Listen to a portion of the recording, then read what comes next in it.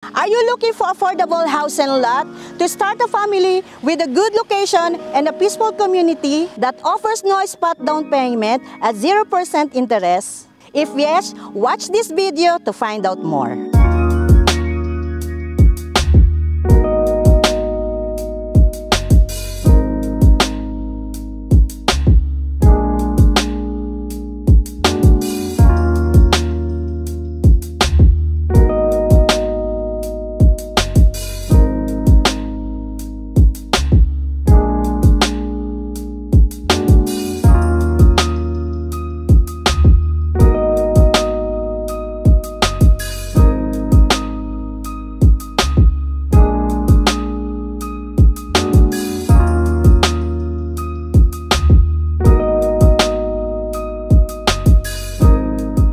This is me, Jenny Lindeligos, also known as the Elegance Estates. Andito po tayo ngayon sa Southdale Settings, Nuvali, one of the newest residential property at the south side of Nuvali. Isa po ito sa mga pinakamagandang subdivision ni Avida and ideal po ito sa mga gustong magsimula at magkaroon ng sariling pamilya. Southdale Settings, it's 20 hectares in size and then 45% naman po for the open spaces and 1 hectare naman po for the clubhouse and then the amenities. But before that, let's have a quick drive tour para mapamilyar kayo along the road going to your subdivision at mapakita ko sa inyo kung gaano kaganda nga po ba ang mga establishment at developments na gagawin dito in the future here in Nuvali. Tara, samahan niyo ako.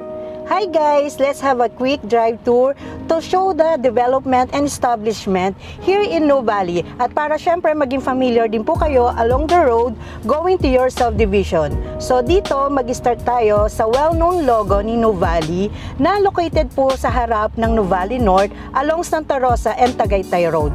Paano nga ba pumunta sa Nuvali? So if you're from Manila, take SLEX lang po and then exit to Mamplasan which is connected to Calax and then exit to Laguna Boulevard. So yun yung pinakamabilis na papunta sa Nuvali. Anyway, discuss ko lang no kung gaano kalaki nga ba si Nuvali. Nuvali is the largest development of Ayala land in the Philippines. So it has an area of 2,400 hectares and it is twice the size of Makati and 10 times naman po ng BGC. So it is divided into 4 segments which are Nuvali North, Nuvali Central, Nuvali South, and Nuvali Heights. So it is composed of luxury malls, schools, church, and open space and parks, and also the residential community.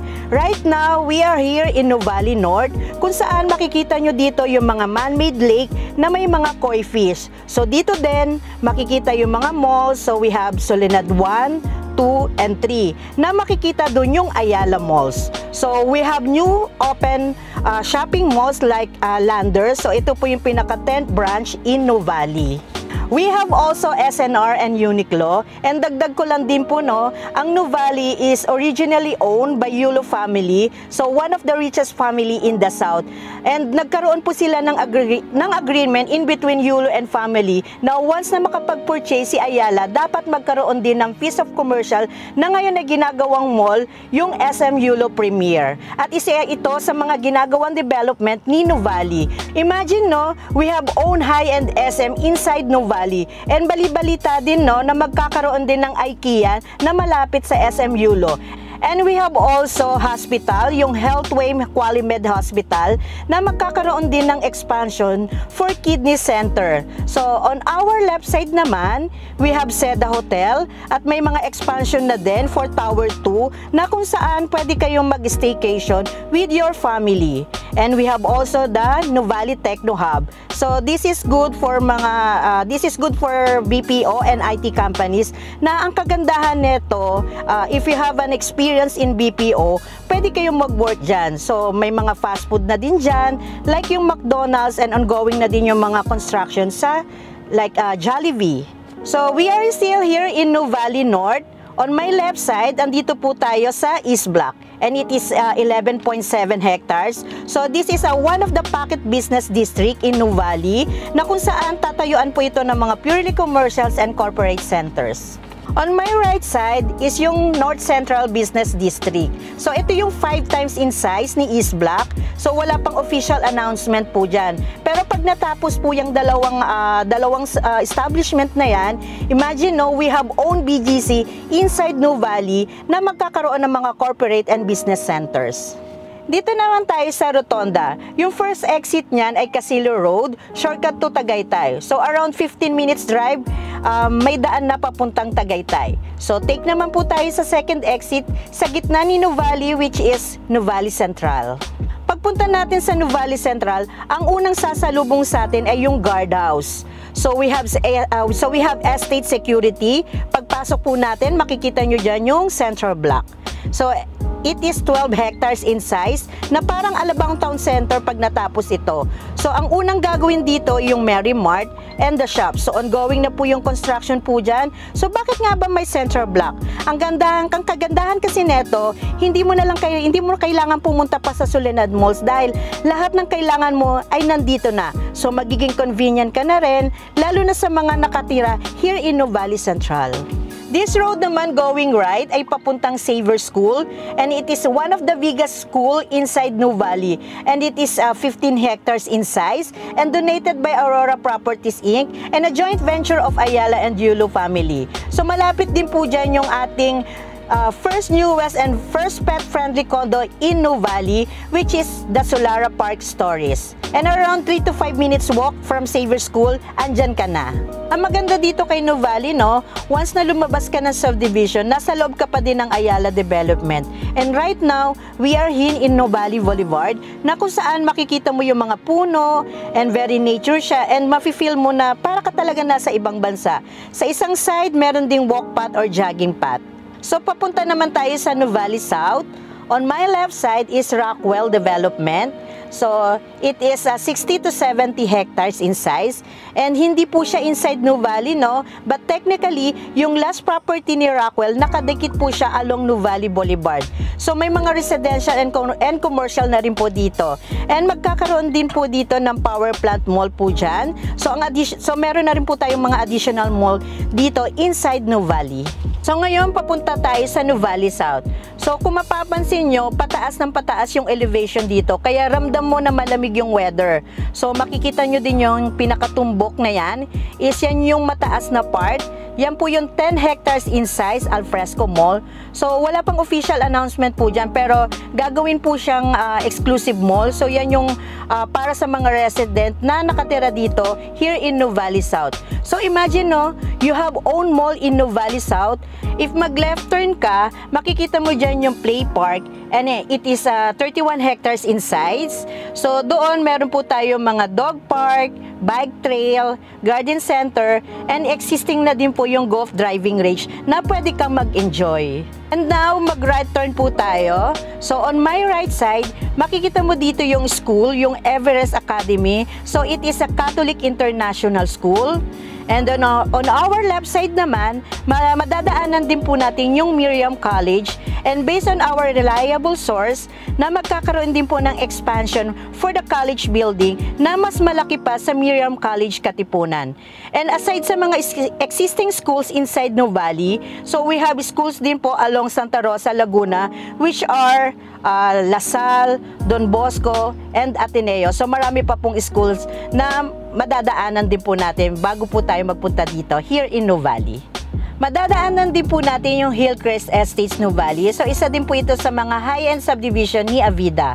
So ngayon papunta po tayo sa Forest Avenue, na kung saan ito po yung road na papunta sa dalawang subdivision, which are Aberdeen Estates Nuvali and Southdale Settings Nuvali. So dito sa road, makikita nyo dito sa gitna yung landscape, and sa gilid may gagawing planting strip, and then yung walk path. And maglalagay din tayo ng mga trees like Nuvali Boulevard, and ang kagandahan po neto, dyan sa dulo niyan is may access po tayo to Batino exit. And finally, andito na po tayo sa bridge na connecting po dun sa dalawang subdivision. So, sa left side dyan po yung Aberdeen Estates Nuvali, and sa right side naman po ay yung Southdale Settings Nuvali, na kung saan yun po yung ipapakita ko po sa inyo. Finally, we are here at the entrance of Southeast Settings New Valley and kalulaunch lang po neto nung August 1. So makikita nyo na bagong-bago lang po yung mga model unit po natin dito. As you can see, no, masyadong mahangin po dito sa area dahil mataas nga yung elevations po dito with the view of Mount Makiling, Laguna de Bay, and Antipolo Rizal Mountains. Later on, ipapakita ko sa inyo yung dress-up unit at burr unit ni Southeast Settings, which is Macy. Tara, samahan nyo ako. So now, andito po tayo sa burr unit ni Southeast Settings. So sisilipin po natin at papasukin po natin yung burr unit, which is Macy. So tara. So kung makikita nyo, we have a planting strip and then yung walk path before your property line. Then as you can see, makikita nyo po dito sa gilid, maluwag po siya. Yun, even din sa kabilang side, maluwag din po siya. So malawak po, so sobrang spacious po niya. So kasama din po pala sa deliverable ng unit, etong deco stone. Yun, so makikita nyo po ito upon turnover. And then around the perimeter, makikita nyo po dito, we have also the provision. May nakaabang na rin po siya for the internet. And then meron na rin po siya nakaabang for the water naman po. So dito sa area, pwede kang magpa-expand hanggang kasya dito is 2-car park. Yon, so pwede mong gawin, ideal is once na nandito yung sasakyan mo and since may provision po siya for the water, so dito ka na lang maglilinis ng car mo. Anyway, this area is we have a minimum lot of 128 square meter and the total floor area naman po is 67 square meter. So sa tara, samahan nyo ako, pasukin po natin ang burr unit ni Macy. So pagpasok po natin, so spacious po siya. So we have a living and dining area. So kung makikita nyo po, sobrang luwag po niya. And maganda po dito is, ideal po ito to start a new family. Yon. So kung makikita nyo, pagpasok nyo, malalaki yung mga windows niya. So may window dito, mayroon ding window dito. And then anyway, yung glass na ginamit po dito is tempered na. Yon. And then makikita nyo, meron din siyang window dito. And then we have also the sliding door. Yon. So glass na din po siya. And then punta naman po tayo dito sa kitchen. Yan. Anyway, granite na po yung ginamit po dito, no? So meron na rin po siyang lower cabinet. Ayan. And then makikita nyo rin po na meron na rin po siyang GCFI. So ano nga pa, saan po ba ito ginagamit? So the usually ginagamit po ito, let's say once na natalamsikan ng tubig is ginagamit po ito, nag-automatic shutdown po siya. And purpose din po natin dito is for the ground protection and yung purpose din po natin is for the safety purposes na din po. Yan. So makikita nyo dito sa kitchen is meron na rin po siyang window. Yan.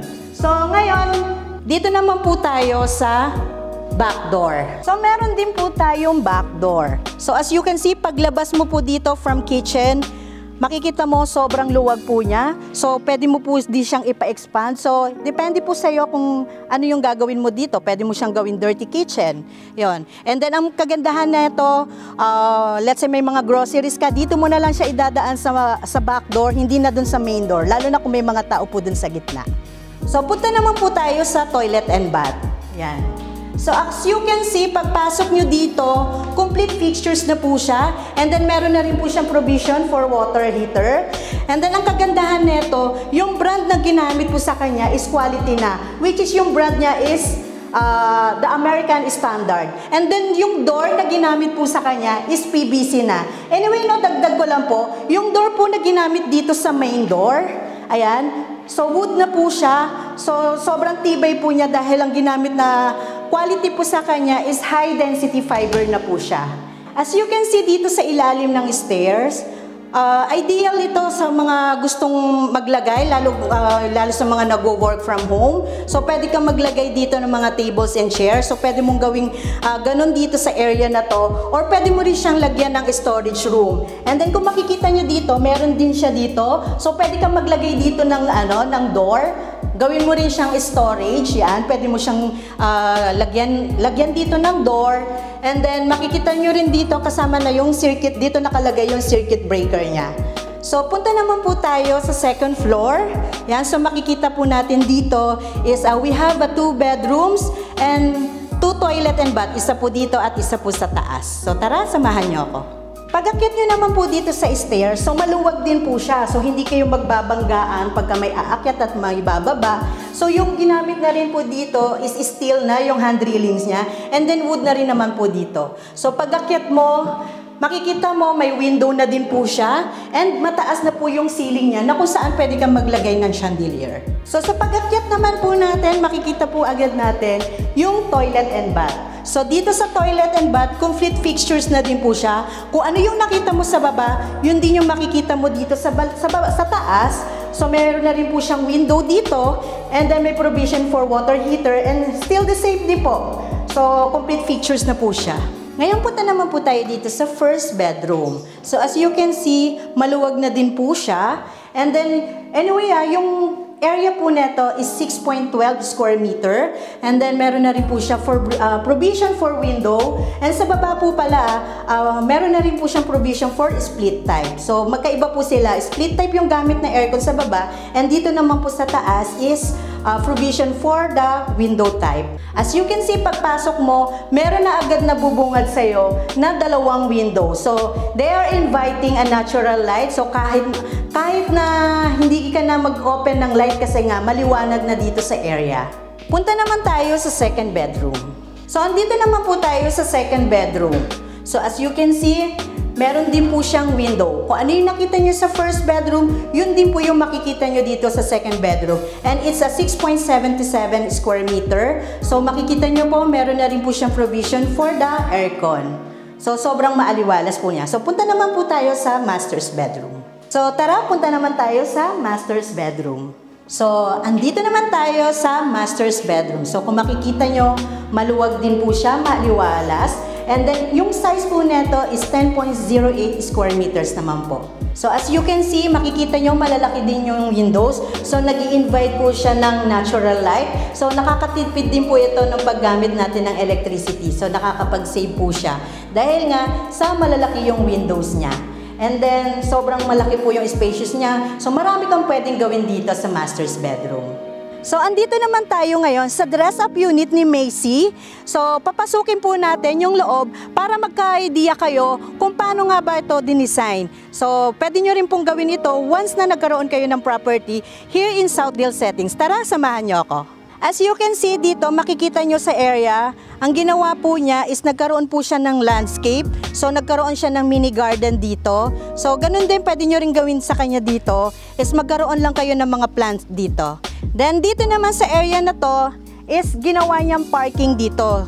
Yon. So, pwede kang kasya dito, mula doon, saka hanggang dito, kasya ang dalawang car. So, tara, pasok naman po tayo dito sa dress-up unit ni Macy. So, ito po yung Macy model. So, yung total floor area po niya is 67 square meters and the total minimum lot area naman is 125 square meter. So, tara, pasukan naman natin yung dress-up unit kung gaano kaganda nga ba ang loob neto dito sa loob ng Macy.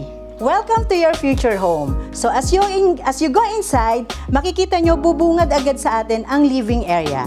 So, dito sa living area, makikita nyo is meron siyang drop ceiling. So, yan yung ginawa sa kanya. And dito, since open layout to, pwede kang mag-isip kung anong gustong mo i-design dito sa area na to. So, naglagay siya dito ng sofa, and then dito sa center niya, yung TV, and then meron din dito yung center table. So, it's up to you kung paano design yung gagawin mo. Yon. And then, punta naman po tayo sa dining area. So, dito sa dining area, ang ginawa sa kanya is 6-seaters yung nilagay niyang tables and chairs dito. So, kasya naman dito up to 8-seaters. So, dito naman po yung sliding door. Ayan. So, dito po siya. So, habang nagbe-breakfast kayo at naka-open ito, so, nakakapag-invite po siya ng natural light. So, maliwanag po siya. So, dito naman sa kitchen. Ayan.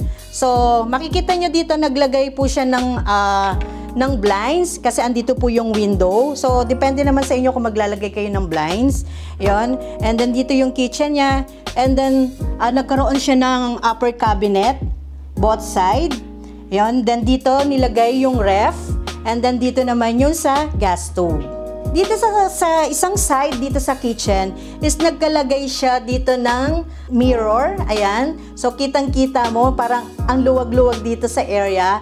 And then, ito yung split type aircon. Yan. So, dito, makikita nyo naman dito is yung back door. So, once na may mga grocery or may bisita kayo, hindi ka na dadaan sa main door, dito ka na sa back door dadaan. So, dito naman sa ilalim ng stairs, ang ginawa sa kanya is, nagkaroon siya ng mga shelf. Ayan, nilagyan niya. So, dito naglagay siya ng mga displays niya. Yan. And then dito sa ilalim, nagkaroon siya ng storage. Actually, pwede nyo talaga siyang gawing storage dito sa area. So, magpapagawa kayo. Ito yung design na ginawa sa kanya. And then dito naman sa toilet and bath. So, dito naman sa toilet and bath, as you can see, nagkaroon din siya ng shelf. And then meron din siyang mirror. Dito, may glass na din po. Ayan. So, yun yung design na ginawa sa kanya. Meron siyang glass. Yun. So, it's up to you kung ano yung gusto mong i-design. So, ngayon, ipapakita ko naman po sa inyo yung second floor. Tara! So, sa pag-akyat mo dito sa second floor, makikita mo yung stairs niya is sobrang luwag niya. So, hindi kayo magbabanggaan. And then, naglagay po siya ng mga frame dito. Ayan. So, may mga frame siya. And then, pag-akyat mo meron na rin siyang blind dito sa window. Anyway, yung hand drilling na ginamit po sa kanya dito is steel. So, nagbago lang po siya ng paint. Yung kanina nakita niyo sa bar unit is white. So, ito, pinalitan lang niya yung paint. Yan. So, pasok naman po tayo sa mga bedrooms. So, sa pag-akyat mo, ang bubungad sa atin agad is yung toilet and bath. So, dito sa toilet and bath, ang ginawang design sa kanya is katulad din sa baba na nagkaroon siya ng glass and then meron din mirror dito at nagkaroon din ng mga shelf. So, ganun din po sa inyo. It depends sa inyo kung ganyan design yung gagawin nyo or pwede mo rin naman siyang baguhin. Tara, pasukin naman natin yung first bedroom. As you can see, pagpasok po natin dito sa first bedroom, ang dinesign na ginawa sa kanya is dito yung window and then nagkaroon din siya ng blinds and then nagkaroon na rin po siya ng fixed cabinet dito. So, depende sa inyo kung ano yung gagawin nyo. Pero if ever yung mas maganda na meron nga kayong naka-fix na cabinet dito. And then naglagay din po siya ng tables and chairs po dito. And then possible, yung bedroom na dito is pang babae. So, punta naman tayo sa second bedroom.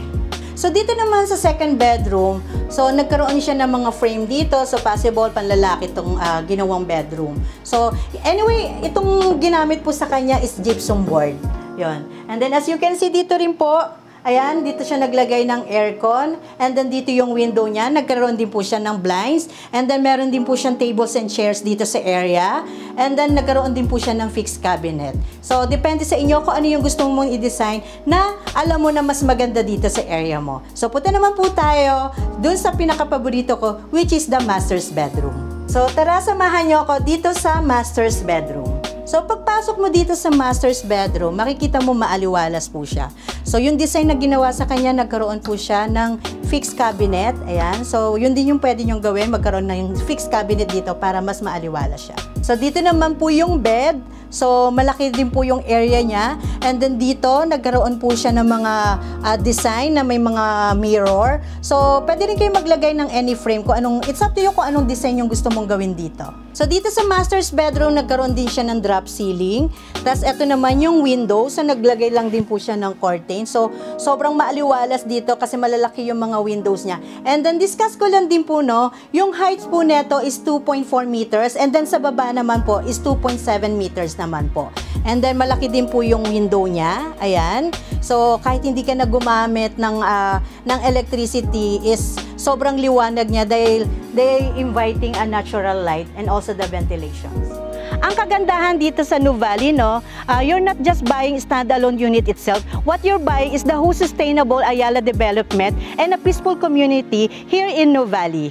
So this is a pre-selling. So ongoing na po yung construction po dito. And ang completion po nito is by the first quarter of 2026. So this is the ideal time to buy and invest to have your own property habang mura pa. Para sa mga first-time buyer to have their own house and lot here in Southern Settings, Nuvali, so you just send me a message through my Facebook page, that is the Elegance Estates. You can call me through my Viber or WhatsApp, that is 0927-378-0178.